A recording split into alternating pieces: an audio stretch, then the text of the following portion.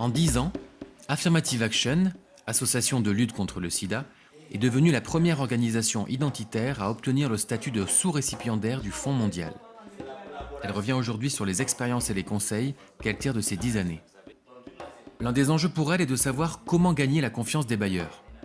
Affirmative Action a dû donner des gages de son sérieux et de sa solidité, à la fois sur son organisation interne, mais aussi sur ses capacités de gestion des fonds et de supervision.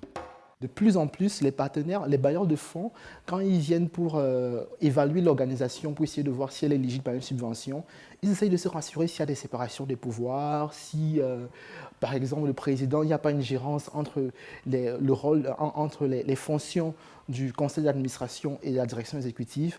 Donc, du coup, très rapidement, on a pris conscience que c'était un enjeu capital parce que l'observation globale qu'on avait faite de l'environnement de la société civile, c'était que souvent, il y avait beaucoup de confusion.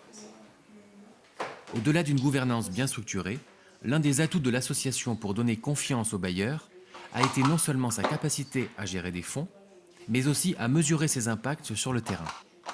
Ce qui m'a également marqué, c'est l'obligation de résultat qu'Affirmative Action s'est toujours donnée chaque fois qu'elle bénéficiait d'un appui. Et donc, le souci, c'était d'abord de bien faire et de faire dans les délais. I compile all the data collected. We have servers where the data is stored, and I download, analyze, interpret, report. This data is now used for decision making. It paints a picture on what is happening, especially since we're working with KIPI. It tells you what impact we are having with our interventions. So my job is technical, but it's very important.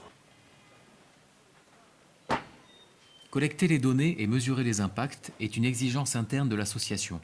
Mais depuis qu'elle est sous-récipiendaire du Fonds mondial, Affirmative Action doit aussi superviser une quinzaine d'associations locales. Des organisations à base communautaire qui mettent en œuvre les actions sur le terrain. Elle doit aussi se porter garant de leur sérieux vis-à-vis des bailleurs de fonds. Nous renforçons les capacités de ces organisations à base communautaire.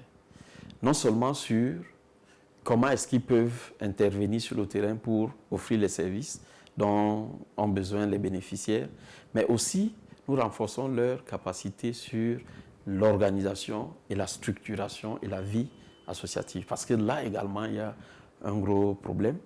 Et si nous qui avons, si je puis dire, un certain niveau, ne renforçons pas les capacités de ceux qui sont derrière nous, on ne peut pas dire que la question des LGBT sera complètement résolue.